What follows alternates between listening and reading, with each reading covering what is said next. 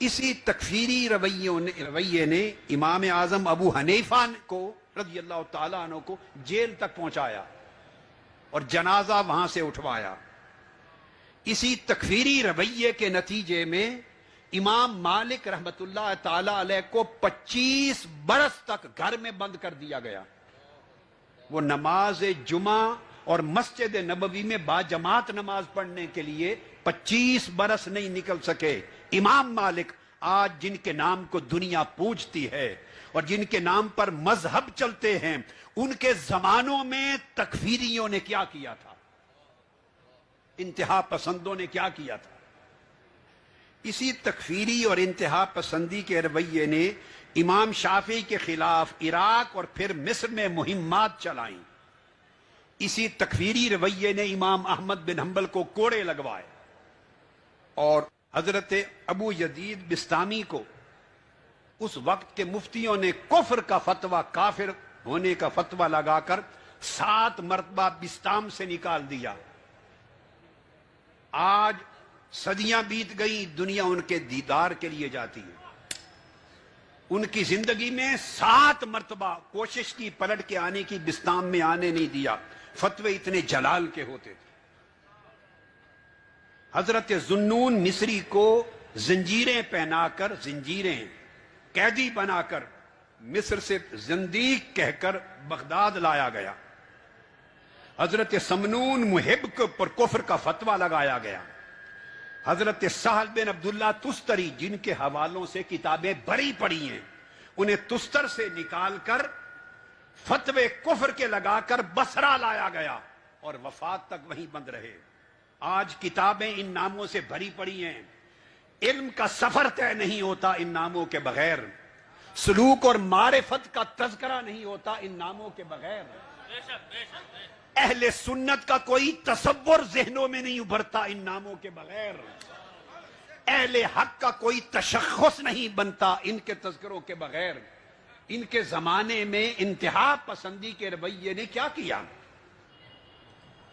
حضرت ابو سعید الخراز پر کفر کے فتوے لگے، حضرت جنید بغدادی پر کفر کے فتوے لگے، حضرت محمد بن فضیل بلخی پر کفر کے فتوے لگے اور ان کو وطن سے نکالا گیا۔ حضرت یوسف بن حسین رازی پر کفر کے فتوے لگے اور ضرب دے دے کے بغداد پہنچایا گیا، وہیں شہادت ہوئی۔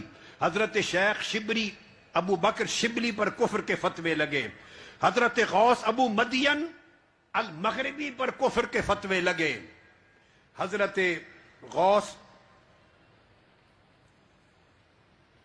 ابو مدین کے ساتھ حضرت پھر شیخ ابو الحسن الشاذلی پر کفر کے فتوے لگے اور ان کو نکال دیا گیا اپنی سرزمین سے۔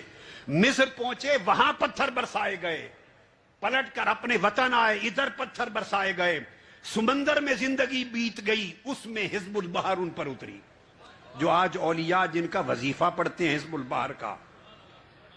نہ تلمسان میں رہنے کی جگہ ان اولیاء کو، نہ مصر میں رہنے کی جگہ۔